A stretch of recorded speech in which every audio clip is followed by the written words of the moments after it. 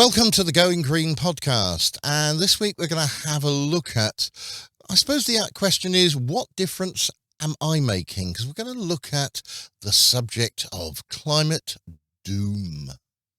No, it's doomerism. It's doomerism. Yeah. Yeah. I always remember watching Dad's Army when the man Fraser would say, "We're doomed." But I don't think we are. It appears that basically we're not doing enough.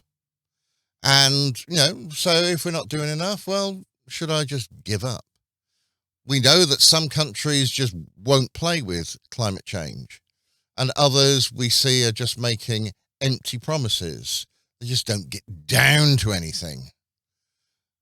I'm trying to do my bit, but nobody else does. So, well, what's the point? It won't make any difference to me. I'm just old. It's somebody else's problem. Don't smile. Just because you think that you're that bit younger than me. But, climate change is going to take a long time. And although we are seeing things happen at the moment, I still don't feel in many people's views and eyes, it's really important. If you're living out in Bangladesh and your house is getting flooded, you can see the effects of climate change. I suppose actually if you live in Germany, you've just been either hit by a tornado.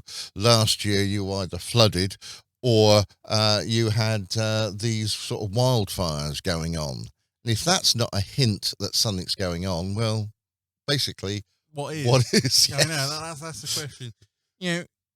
But yeah, this whole, I say, movement of this doomerism is essentially it's associated with people who try to do things, but they go, as you say in all your questions, is sort of like, not doing anything. Oh, it's too late to do anything. What can I do? They claim that sort of, things aren't happening. So what's the point of doing anything now? How many targets have we missed? We're missing all these targets. So, what's the point of doing anything if we're just going to miss them all? Why don't we just go out and have a big party? Don't stress about it, because of course a lot of people do say that, not that they're scared of the environment, that's the wrong way to put it, but sort of they do worry about I'm not saying the environment, but sort of what's happening, what could happen. It's like suddenly, as you say, there was a tornado in Germany. When was the last recorded tornado in Germany? I have no idea, actually. The answer is none. There was no tornadoes ever recorded in Germany. It's one of those things where it's brand new. No one's faced this. Yet in the UK, we've actually get more tornadoes than Tornado Alley, as we did in one of our podcasts quite a long time ago. Yeah. It's just the scale of them, of course. These tornadoes are typically quite small ones. Yes, exactly. So, and there's a lot of things going around, sort of all these people, saying, what's the point in doing it? I've gone out 5 years ago, in my Victorian semi-detached house, I put solar panels on, I built this heat pump, and, all for a measly £7,000, just for, as in a second price car. And, yes, I'm getting savings, but nobody else is doing anything. What's the point of me doing all these cool Well, yeah, stuff? but let's look at it that way. I've got solar panels on my roof, and it does cut my bill down by about half. And if it's cutting my bill down by half, and we're looking at the cap in this country going up from, is it 1900 to 2,800 in October. Yeah. And it's something that worries me. But I also know that I'm cutting down as much as I can on my gas because I've got all my solar hot water. And I'm cutting down as much as I can on my electricity. On a nice day, everything is sort of free during the hours of daylight. But of course, in the winter, I don't get as much daylight. And so, and of course, that's when I need the most help. So do I try and worry about spending my money on the bills, or do I try and spend some of my money now on mitigating those bills? And I think, oh, is it really worth it? Yeah, perhaps that's not worth it. I might as well just try and hope that this happens. I sound like Marvin, don't I? Well, yes, Marvin the Depressed Robot, yes. From The Hitchhiker's Guide to the Galaxy, yes. That trilogy of 5 books. Yes. Anyway, it's just one of the major things is loads of people complain about all these targets. You know, we're going to be carbon neutral by 2030, and people are going, well, we're at 2022, and it's 2023. You had to think then, didn't you? You know, we've got 5 years to do this, and 5 years to cut all. Hang on a minute. Your maths, Paul. 5 years from 2022 does not take us to 2030. Yeah, but you've got to give it time to actually. All right. Okay. Anyway, all right. By 2030, yeah, we all countries, because they've all committed to this, are meant to decrease their carbon emissions, or at least their carbon output by half. Now that's what they've all pledged and what they've all signed up for. Yeah, but we're just not going to reach that, are we? We're going to miss that one. Well, yeah, it's hard to say whether we will hit it or not. But of course, the major point about all that is, of course, we might miss it. But the IPCC says, I'll get the acronym right, that we might miss it. That's fair enough. However, we are trying to do something about it, which is good and which is great. And everything's happening. And by doing all these small steps, we're actually limiting. Yes, it might get a bit higher than where we are. We might not hit half, but if we hit 60%, not the 50, which we said we will, but the 60, we've done something good to reduce all the carbon emissions we've got there. And it says, it may take another year to go much further down. But we're on the course. It's actually the momentum of going down as opposed to not doing anything. So, you've got to look at it a bit more longer term. In climate terms, us reducing. Oh dear. Yeah, I know. But we're looking at these sort of climate changes, and I think one of the big problems that I understand when I talk to my students is simply that they want something and they want it now. I've saved that bottle, I put that in the recycle bin, therefore climate change has now happened. They want it really quick. We live in an age where things are now much sort of on demand. You want things happen straight away. And climate change doesn't work like that. You're in this for the long haul. I know, looking at reading about history, and I did the history of my church, it was how many years it took to do the building. And in fact, it took over 100 years to complete the building. Now, if you said to someone nowadays, we're going to make a building, great, it's going to take over 100 years. And people are going to go, yeah, what? I'm not going to do that. I'm not going to get involved in that. I won't even see it. But the people that started building some of these things didn't do it for them to see something. They did it for their children, their grandchildren, and other people to come. Part of a legacy. And perhaps that's what we need: better education to start thinking of building this legacy. Yeah. And, this is the whole point where, we're trying to fix our climate, work with it, so that not that we're not here in the next 50 years, but we're here for the next 500 years. You know, that's the critical point. You know, we're making sure that, say, the extinct species, you know, all these, you know, let's say like the tiger, the rhino, you pick what animal, you know, the reason all the action and conservation is happening is not so they remain here now, is that so they remain, you know, when, you know, of generations later, people will still say, let's go see that rhino, as opposed to let's read about that rhino in the book of extinct species that used to roam, or let's watch that old film about dinos because there are no more dinos about. You know, it's those sort of, you know, worrisome things that we hear about. You know, think of the ice age. You know, how many things lived through the ice age? You know, we won't be able to. You know, I was reading, just as a more of climate doom ready, that through the Ukrainian-Russian war, Russia's hit some grain silos, or more precisely, some grain seed silos, which are the part of the genetic seed project. And so some fairly extinct Ukrainian grain is now gone. And and it's gone forever. And it's gone forever. Exactly. It's, you know, they will never be able to recover these parts because, you know, I know they're weak, you know, but it's one of those things where, you know, But it might be useful in the future. We don't know what's happening in the future.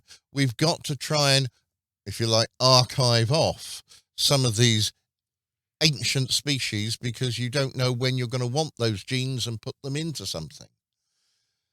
And this is, I still feel, the basic fundamental problem that people want climate change. They're making they want it to happen now. They're trying to get their climate change. They're trying to put it back as they would like it to be. And perhaps that's not happening. Not going to happen. Well, I'd like to raise the case of something that's a bit more shorter term, people think, is the state of the ozone layer, or more precisely, the hole in the ozone layer, but in the southern hemisphere. Right? In the 1970s, this hole was appeared apparent, and, you know, lots of things happened towards getting to the 1990s, where not the Tokyo, Kyoto. Yeah, Kyoto protocol. Yeah, you're no good at that. Don't worry. Anyway, it discovered, right, and, you know, we've been doing basically banned CFCs for the last 30 years, and scientists are now able to report that the ozone layer, or the hole in the ozone layer, is now recovered. There is now no more. There is no hole. It's safe. It's fine. It's dandy. You know. And see, that took 30 years to recover, but we banned things not straight away. It took over a couple of years when it was introduced. But, you know, it did take its time, and you just don't see it. But, you know, we can now report it. You know, thinking about people who lived who signed the thing saying to get rid of these CFCs, they didn't live to see the day. But well, some of them have, but some yes. of them have, because it was how quickly and how it recovered, you see. It was faster than they thought, wasn't it? Oh, this is the important thing. It did happen. You know, if we can make some changes to the climate, can we do enough quickly enough? I don't know the answer to that one, but it's sure better than not trying and just going around with this doomist attitude that, you know, it's not going to make any difference. If I don't recycle my bottle, it's not going to make any difference. If I don't clear this thing up, it's not going to make any difference. If I throw my rubbish away and it goes into the sea, it's only one bottle. It's not going to make a difference. And, you know, we look at an ocean and it's actually chock full of plastic. And it is making a difference because we're noticing the plastic now is in me because, you know, I was silly enough to eat some fish. And that fish had eaten some plastics, and now the microplastics are in me. I don't know if there are actually, but it is just very likely that there are microplastics in me. And someone says, well, you ought to be vegan then. Unfortunately, plants take these things up as well. And so they're in plants. So that happens just as badly. Yeah. So there is no basic idea there that all we can do is do our little bit. We can do our bit to change. And if doing our little bit and everyone else does their little bit. But how about those people that won't do their little bit? Yeah, well, I was going to get on to sort of very similar point, was the fact that, it's let's say you recycle your plastic bottles for, every day for the rest of your life. That is actually combating climate change and doing the what you need it to do, as opposed to, not wanting to go through and sort of, but it is the attitude of, you're doing this for the long haul. This is the attitude everybody needs to adopt and go through, rather than just willy-nilly forget about things and just do, oh, look at me, I'm good today. You need to be good all the time. It's one of these things where more, I wouldn't say education should be, but it is education, Paul. It is the important thing. Education is what basically matters. If you can educate the little children that they keep putting all their things in the bin, when they start then coming home, they do that, and their parents start doing that, and then the effect basically carries on through their lives, and things start to snowball, and we do see an improvement.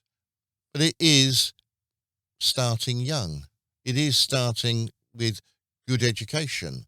And unfortunately, the problem is that when you get to the stroppy teenager time, they do like to try and rebel.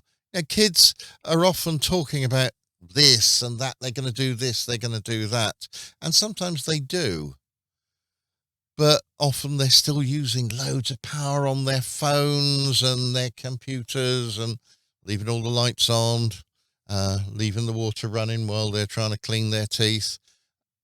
We're grateful they're cleaning their teeth, but it's not helping the water situation. And if I moan about the water situation, are they going to sort of not clean their teeth? This is part of the problem. And we've got to try and educate. Yeah, in response to all those sorts of things, it's one of those odd things where climate news is mostly reported as bad news. Tornado happened. People have died and injured. You can't say that isn't bad news. It's one of those things, odd things.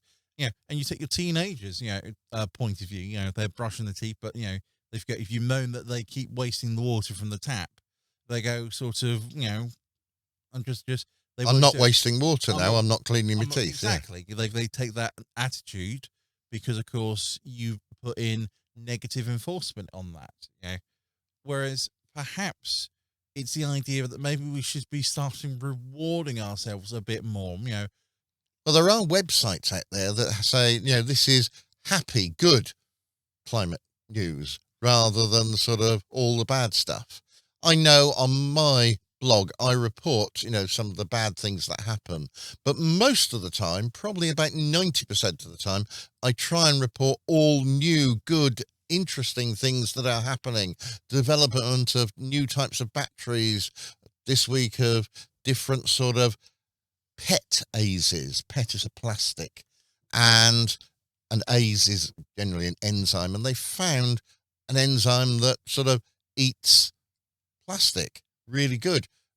Better still, it doesn't eat the plastic and destroy it. It takes it back down to its monomers, and we then can take those monomers and rebuild more plastic, but with no carbon input.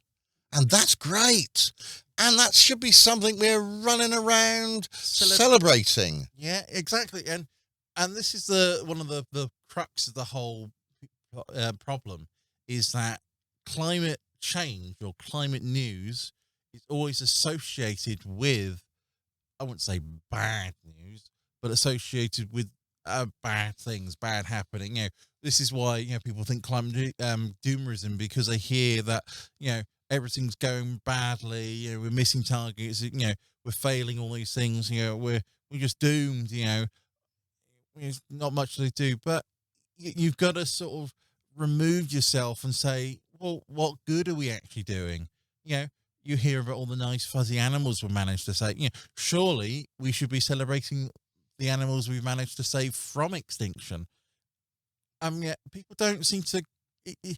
Good news doesn't stick around, whereas bad sticks forever, which is one of those awkward things to say and talk about. It's a sort of like people remember the bad over the good, and it's sort of like, unfortunately, you just gotta keep it going. Keep the positivity going.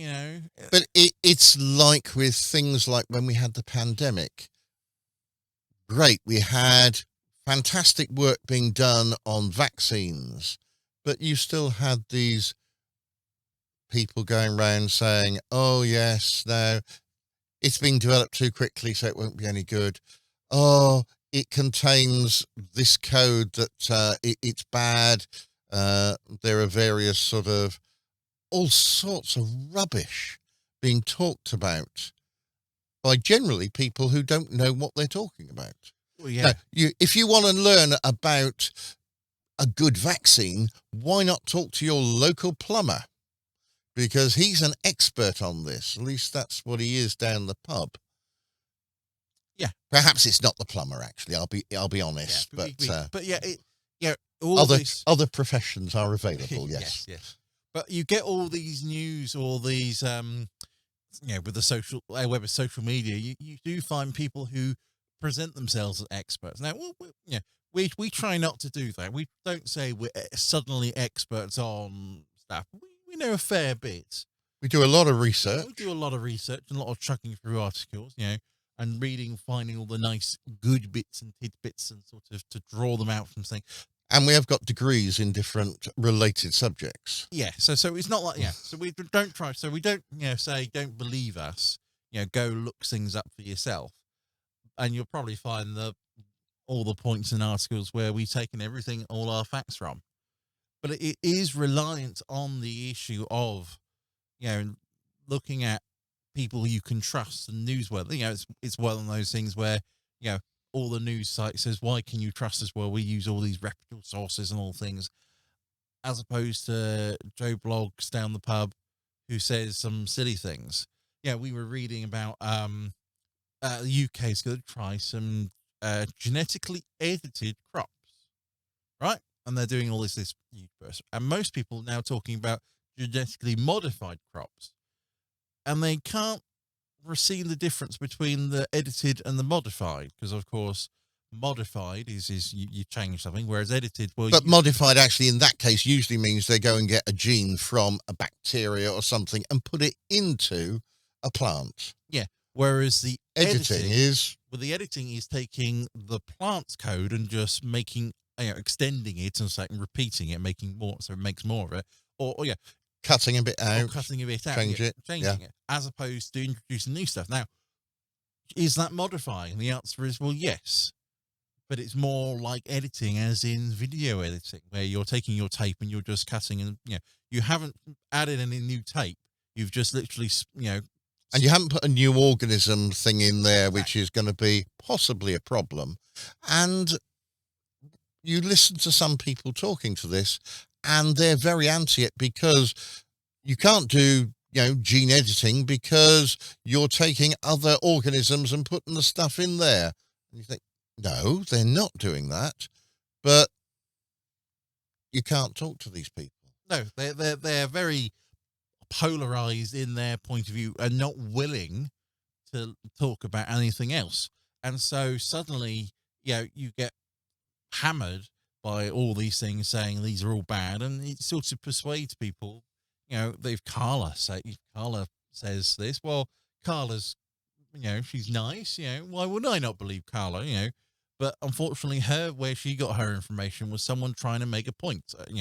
The wrong point essentially, and the wrong point they managed to, basically, they paid more money for more points to throw people at, even though they're wrong. Yeah. And so, unfortunately, Carla gets the wrong message, and she spreads it, but she didn't really intend to spread the bad news. So, it's a bit like flat earthers, isn't it? It was quite a few years ago that they managed to prove the Earth was a sphere. It was round, Yeah. And there's lots of evidence, yet there are flat earthers, people who ignore that evidence and go down their own little route. The same with climate change. They can see that we can do this, but they want to go down their own particular route. They have their own little thing they want to try and sell to other people. Yet we're trying to sell something here. What am I trying to sell? I'm trying to say to you, do your little bit. Get out there. Do your bit. Put solar panels on. Do something with the wind. Do something with water. Recycle. Be careful about what things you actually buy. Now, I was very pleased recently. I just bought myself a new camera. Oh, right. Yes, I know. Yeah, you've played with it far more than I have. And this new camera is really good. And why is it really good? Not for the reason you're going to think, but everything, all that boxes and all the other bits it came in was all recyclable. And I was so pleased that basically I didn't have lots of plastic waste and other things. I could literally just take all that and say, right, it came in packaging to protect it. Now I can throw all that other stuff away and it will get recycled. And with a bit of luck, it'll come in another Amazon box that I can recycle yet again. Exactly. And it's those, and you might say, oh, but like getting a company to make its decision to go to being, more recycling, packaging, making that recyclable is such a huge point because, you think how many parcels they do, and if they just do it, then, that's the only one credible nice thing about Amazon is that they went and down this, their packaging's going to be recyclable.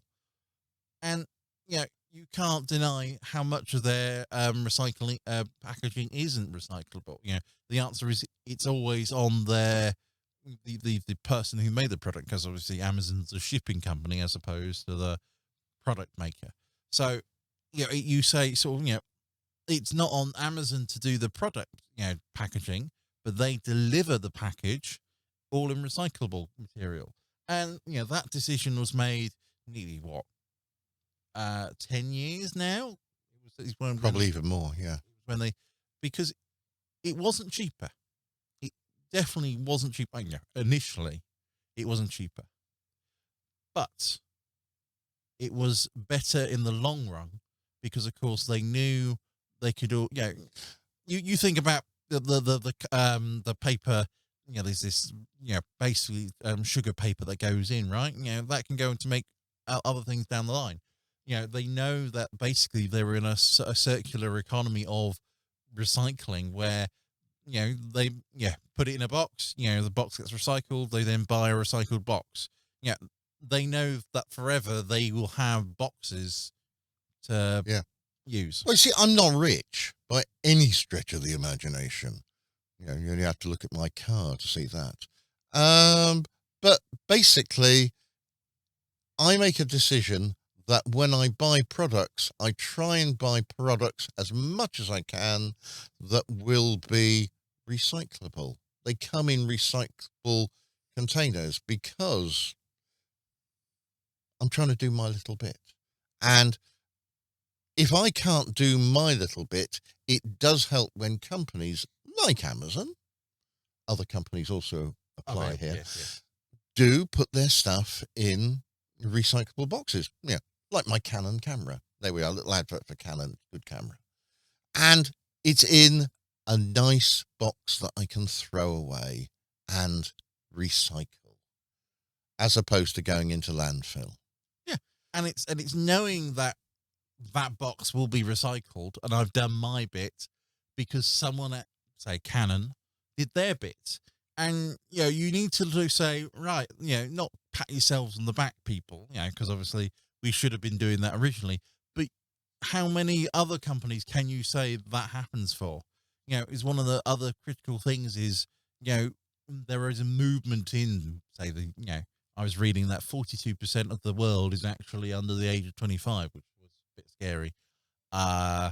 Just one of those just random things. Yeah. And it's sort of saying, well, if those people wanted to persuade a company. Companies are having to change to fit these people, the young people, like me, their needs.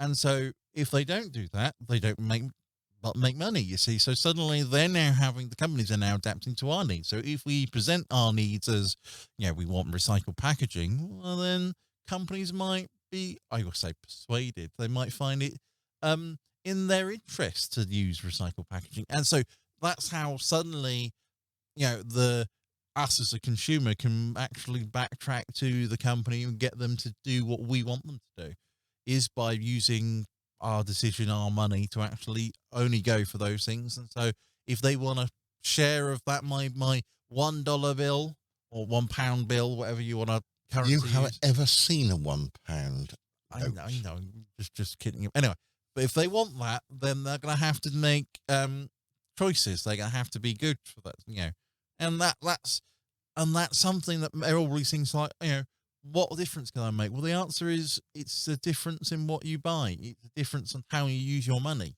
So when you go out and you buy your next thing, sometimes it's actually worthwhile having a look at the packaging that you're actually going to buy it in. You've been listening to the Going Green podcast, looking at what difference am I making, this idea of climate doom. Next time, perhaps we'll look at something a little bit cheerier. Yes, we'll try to. Until then, it's goodbye from me. And a goodbye from me. Goodbye.